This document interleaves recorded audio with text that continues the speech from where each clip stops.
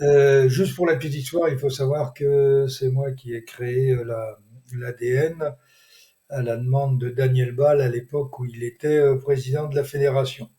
Ensuite, on a un petit peu nagé car il aurait fallu garder qu'une seule DNA et pas faire des DN2, des DN3 et voire des DN3 espoir. Mais là, on va rentrer dans un domaine politique. On est revenu à 18 équipes parce que les années précédentes, on est monté jusqu'à 28, ce qui était un non-sens. Mais retombant à 18, on retrouve de la qualité au sein des DN, de la qualité parce que c'est nécessaire et pour les épreuves, c'est également important, mais également pour le développement des jeunes parce que ces épreuves, eh bien, c'est ce qui permet aux coureurs de progresser et puis ben, aux groupes sportifs éventuellement de faire un petit peu leur marché.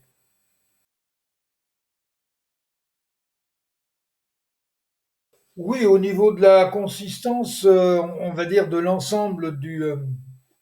l'ensemble des coureurs, parce que la Continentale, eh bien, elle s'alimente sur les DN, mais dans chaque DN, vous avez, on va dire, deux, trois ou quatre coureurs qui sont du niveau continental et qui, logiquement, doivent tirer les DN1 vers le haut. Et c'est pour ça que de retomber à 18, ça apporte de la qualité. L'écart n'est pas très important. J'ai plutôt le sentiment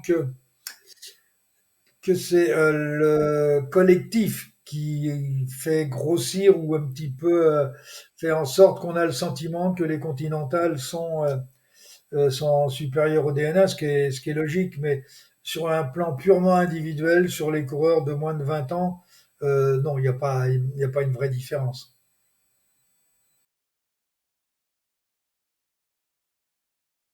Quand on regarde le palmarès de cette épreuve, on s'aperçoit que un grand nombre de coureurs sont venus nourrir ensuite les équipes sportives. Et il y a deux courses par étape qui sont importantes pour les directeurs sportifs, ou qui l'étaient, mais qui vont sans doute le redevenir.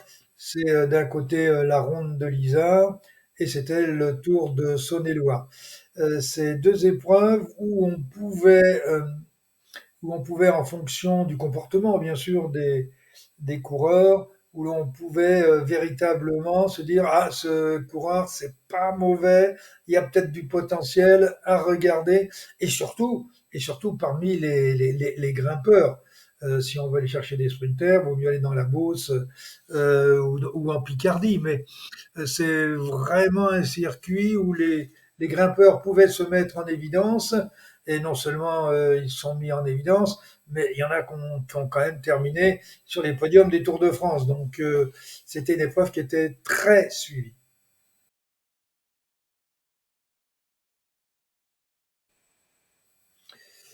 Eh bien, cette édition 2024, c'est un nouveau départ et je pense que tout le monde aura à cœur de se battre pour essayer d'aller chercher justement euh, des victoires d'étape, mais également le classement général, se mettre en évidence, parce que je ne doute pas un seul instant que les directeurs sportifs, ou tout du moins leurs scouts, c'est comme ça qu'on les appelle, qui font donc, qui vont aller voir sur les courses ou qui suivent de très près les résultats, ne remontent pas des informations intéressantes.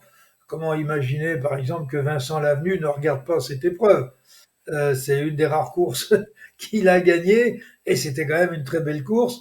Aujourd'hui, les directeurs sportifs, managers même de l'équipe AG2R Décathlon ou Décathlon AG2R, l'avenue a vraisemblablement un petit regard avec un petit peu d'émotion lorsque il suit cette course. Mais vous avez des coureurs comme Perrault qu'on retrouve dans le classement, des coureurs comme Pascal Simon, pour n'en citer que deux, mais il y en a d'autres.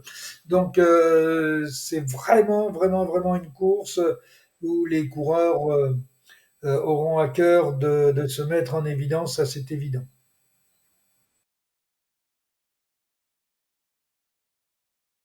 Mais c'est la passion qui l'anime depuis toujours.